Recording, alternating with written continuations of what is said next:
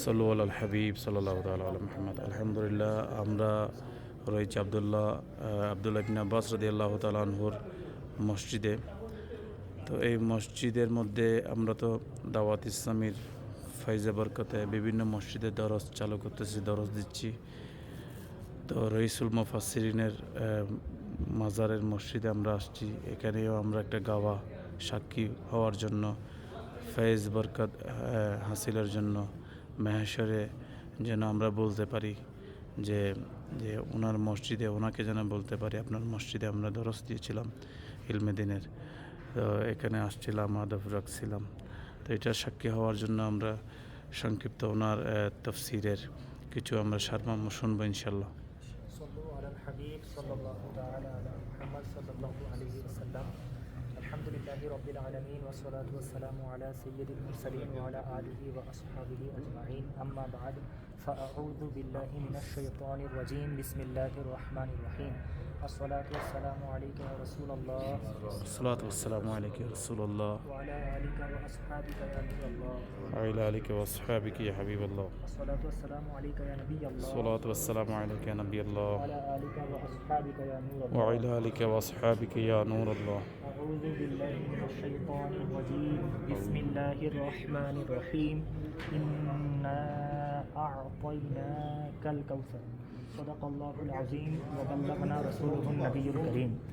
আল্লাহ তাবারাক ওয়া তাআলা সূরা কাউসারের এই আয়াতে কি ইরশাদ করেছেন, এটা হযরত সাইয়্যিদনা আব্দুল্লাহ ইবনে আব্বাস রাদিয়াল্লাহু তাআলা আনহু থেকে যেভাবে বর্ণিত তা অনেকটা এরকম। উনি ইরশাদ করেছেন যে আল্লাহ তাবারাক ওয়া তাআলা এমন সত্তা যার কথাকে জোর দেওয়ার জন্য নিশ্চয়ই বা অবশ্যই শব্দের প্রয়োজন হয় না।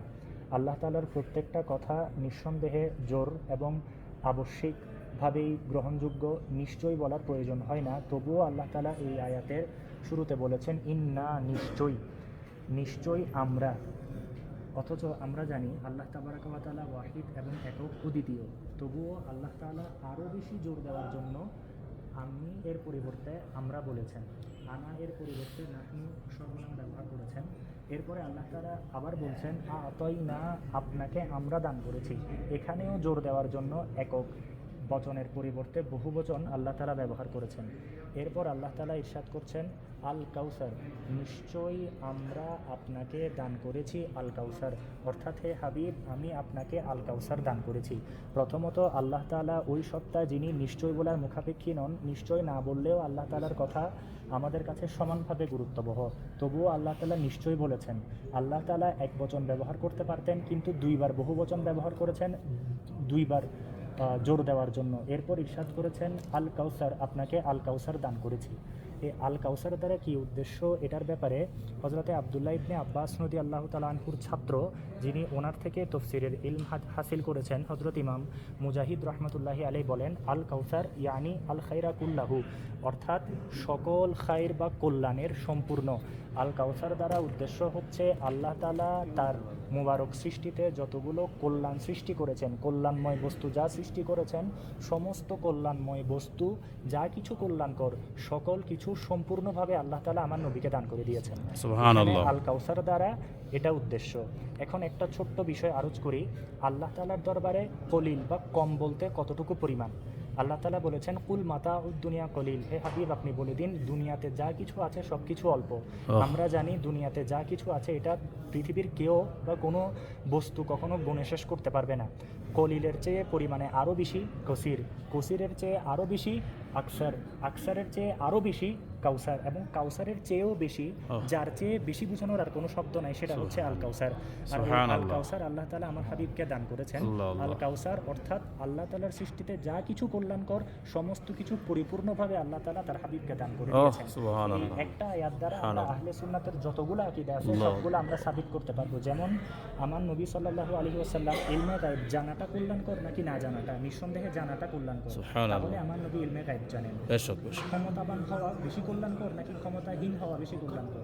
নিঃসন্দেহে ক্ষমতাবান হওয়া কল্যাণকর। তাই আমার নবী আল্লাহ তাআলার প্রদত্ত ক্ষমতা বলে সমস্ত সৃষ্টির মালিক এবং মুখতার। এভাবে শুধুমাত্র এই একটা তফসির, এই একটা শব্দ দ্বারা আমরা আকাইদে আহলে সুন্নাতের প্রত্যেকটা আকীদা সাবিত করতে পারবো।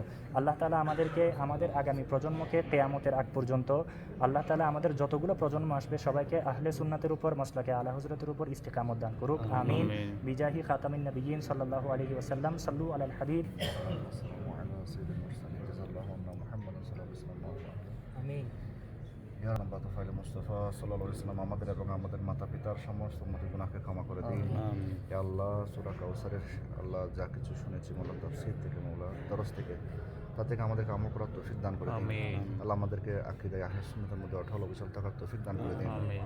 আবিল হুসুস মৌলা সমস্ত সুন্নি ওলামায়ে কেরাম, ওলামা শাইখ আকাবির যারা যারা রয়েছেন তাদের পদাঙ্ক অনুসরণ করার তৌফিক দান করে দিন। আমিন। আল্লাহ প্রত্যেকের ঈমানে আমলে হায়াতে ইলমে রিজিকের মধ্যে অপূর্ণ বরকত দান করে দিন। আমিন। বিশেষ করে মৌলা আমির আহলে সুন্নাতের আল্লাহ যার দামান ধরেছে, যার উসিলায় মৌলা, যার সাদকায় মৌলা আজকে আমরা আল্লাহ মক্কায়ে মুকাররমা মদিনায় মুনাওয়ারার মাদানী কাফেলার জন্য জজবা পেয়েছি, মাদানী কাফেলে এসেছি এবং ওহ। আল্লাহ হযরত আব্দুল্লাহ ইবনে আব্বাস রাদিয়াল্লাহু তাআলা আনহুর মাজারে পাকে এসে আল্লাহ দর্শ শোনার সৌভাগ্য অর্জন করেছি। আমিন।